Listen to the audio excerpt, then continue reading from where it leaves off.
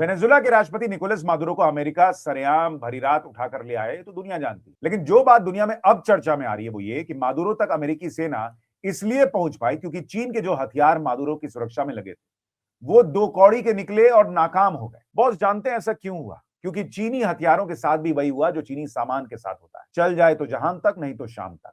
और वो शाम वेनेजुएला के लिए आधी रात में आ गई जब उसके हथियार, चाइनीज हथियार, नाकाम साबित हो गए और उसका भुगतान वेनेजुएला को अपने राष्ट्रपति को गंवाकर करना पड़ा। वेनेजुएला में लगे चीन के रडार और हथियार ये पकड़ ही नहीं पाए कि अमेरिकी सेना घुस रही है। बिल्कुल वैसे ही जैसे पाकिस्तान में ब्रह्मोस फोड़कर चला गया और चीन के रडार आए बाएं साए ही करते रह गए। पाकिस्तान के बाद जिस तरह से चीन के हथियार वेनेजुएला में ढेले भर के साबित हुए, उसके बाद दुनिया भर के डिफेंस एक्सपर्ट्स इस बात को लेकर बहस कर रहे हैं कि चीन खाली मार्केटिंग करता है क्या जी, और इसीलिए अपने सामान बेच दे रहा है, जबकि उसके हथियार दो कौड़ी के हैं। वही हथियार जिनके भरोसे पाकिस्तान भारत से ऑपरेशन सिंदूर पार्ट 2 में लड़ने की तैयारी किए बैठा है। चीन खुद को ग्लोबल हथियार बाजार में एक बड़े और भरोसेमंद सप्लायर के रूप में पेश करता रहा है।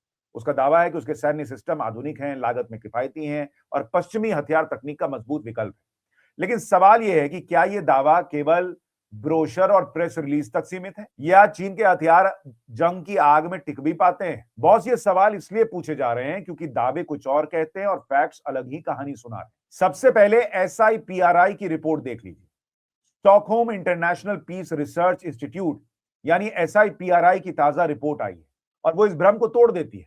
रिपोर्ट के मुताबिक चाइनीज हथियार निर्यात में 5.5% के करीब की गिरावट आ गई है। कई देशों ने नए ऑर्डर घटा दिए हैं और कई ने वैकल्पिक सप्लायर तलाशने शुरू कर दिए हैं। यह गिरावट कोई साधारण आंकड़ा नहीं है बॉस, बल्कि चीन की सैन्य विश्वसनीयता में आई दरार का सीधा सीधा संकेत है। भाई दुनिया को भरोसा ही नहीं हो रहा चाइना के हथियार पर। चाइनीज हथियारों की विश्वसनीयता खत्म करने में भारत का सबसे बड़ा हाथ बताया जा रहा है। वेनेजुएला से पहले यही कहानी ईरान में लिखी जा चुकी।